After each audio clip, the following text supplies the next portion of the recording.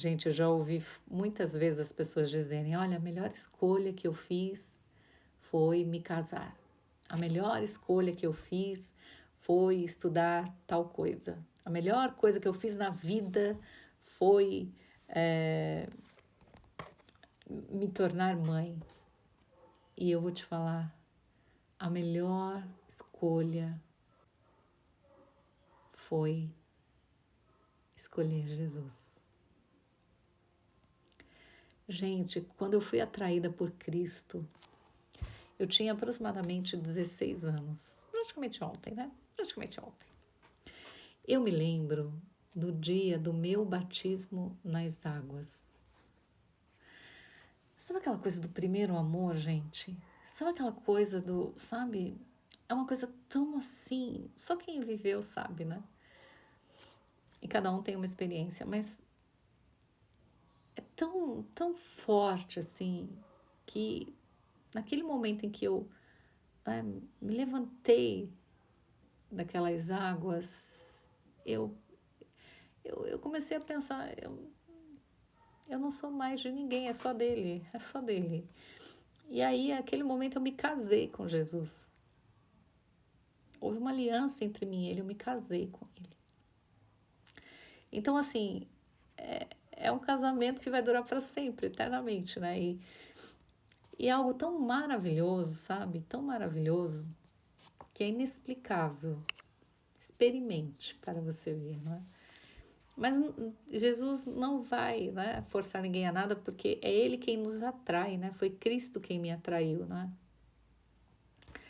E, e aí, gente, com o passar dos anos, né, o fato de nós nos apaixonarmos por Cristo, né, nos casarmos com Ele, não impede que passemos por tribulações, né, por dificuldades aqui na Terra. O próprio Jesus disse isso, né? Tem de bom ânimo, né? E, e aí, eu outro dia estava pensando, né? Em quantas vezes a gente, mesmo depois de convertido, não é? A gente orar a Deus e... Orar não, a gente reclamar, né? Para Deus e fazer perguntas do tipo: Senhor, mas, poxa, eu estou aqui na sua presença. Eu estou te buscando todos os dias, Senhor. E aí eu olho para o lado, eu vejo o fulano indo, o fulano prosperando, e eu aqui, Senhor. E a sua palavra, ela diz, né? No primeiro livro de Samuel, capítulo 2, verso 30, sabe até de qual o versículo? Que o Senhor honra aqueles que te honram.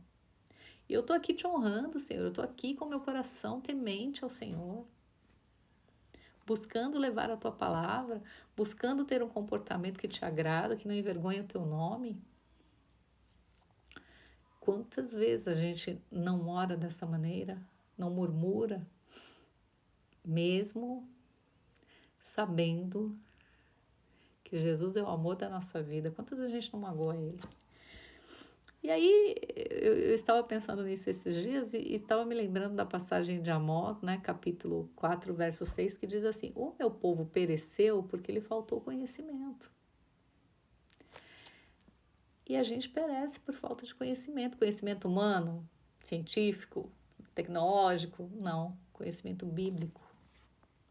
Porque ainda que tenhamos nos casado com Cristo, depois de tantos anos que eu estou casada com Ele, o que acontece? Existem alguns dias, como no casamento normal, né, humano, a gente acaba dando uma relaxadinha, né? Ah, hoje eu não preciso colocar a comida no prato aqui na mesa, toda enfeitada, não. Ah, vai pegar na panela mesmo, sabe? Mais ou menos isso. E eu estava pensando nisso esses dias, né? E, e Deus me trouxe uma revelação bem importante, né? Tipo, filha, você não sabe como eu trabalho. Você pensa que você me conhece, mas você não me conhece, não. Você pensa. Aí me veio em mente a passagem de Jacó. Jacó, o espertinho, né, que roubou a bênção do irmão, Esaú, enganou o pai e se mandou, acobertado pela mãe ainda. No meio do caminho, em Betel, ele tem um sonho, Gênesis 28, 19. Ele tem um sonho e ele faz uma aliança ali com Deus. Senhor, olha, se o Senhor estiver comigo, me der roupa, comida nesse período, até que eu volte seguro para a casa do meu pai, o Senhor será meu Deus e tudo que vier para minha mão eu vou te dar 10%, vou te dar o dízimo, né? E aí, por que dízimo, gente? Porque assim, quando a gente consegue colocar Deus em primeiro lugar, inclusive em relação ao dinheiro, aí a gente ama Deus mesmo. Porque só quem ama Deus mesmo, para tirar 10% de tudo que recebe e dar de volta para Deus, né? É colocar realmente Deus em primeiro lugar. Fátima, mas hoje não tem mais dízimo, não sei o quê. Estou falando da Bíblia, dessa época e do compromisso que eles tinham. O que parte disso eu já não quero discutir neste momento. Então, veja, ele fez uma aliança, mas não. Veja como é interessante, né? Porque tem muita gente cometendo pecado aí, dizendo: ah, Deus não, Deus é bom, Deus é misericordioso, vai perdoar todo mundo. Deus é bom, mas nunca deixou de ser justo. Então, Jacó fez uma aliança com ele, mas Jacó ainda não tinha se arrependido do erro que cometeu. E Jacó faz o quê? Uma aliança e vai parar nas mãos de quem? De Labão, seu tio. E tão esperto quanto ele. Jacó pereceu nas mãos de Labão até o dia em que ele lutou com o anjo e se arrependeu verdadeiramente. Daquele dia em diante, ele passou a ser uma nova pessoa e Deus troca o seu nome. Deixa de ser Jacó e se torna Israel. Então veja, independente da relação que temos com Deus, nós vamos sempre colher aquilo que plantamos. Até que nos arrependamos verdadeiramente e deixemos de cometer os mesmos erros.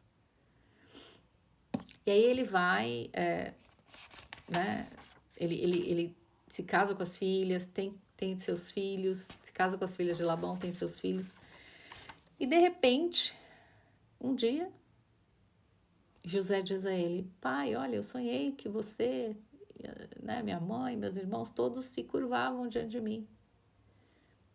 E Jacó ouviu aquilo, achou estranho, mas guardou no coração. Os irmãos se rebelaram, venderam José lá para o Egito. Né? José passou por poucas e boas e foi levantado a governador, né, do maior império da terra, o Egito. E aí a gente pergunta, mas peraí, quem tinha uma aliança com Deus? Era Jacó ou era José? Era Jacó. Mas por que Deus levantou José? Por causa de Jacó. Porque senão eles teriam perecido. Deus prometeu que levaria eles até a terra que mana leite e mel. Então ele ia cumprir, ainda que tivesse que levantar outras pessoas que não tinham relação com a promessa. Então, o que eu entendo aqui? Que nós devemos descansar ainda que vejamos outras pessoas sendo levantadas. Porque nós não sabemos como Deus trabalha. E muitas vezes Deus está levantando outras pessoas por causa da promessa que Ele fez a nós. Para que cheguemos ao resultado daquilo que Deus nos prometeu. Mas como nós olhamos apenas para o nosso próprio umbigo, na maioria das vezes, é muito mais fácil nos queixarmos e reclamarmos do que o adorarmos. Então, que aprendamos com Ele.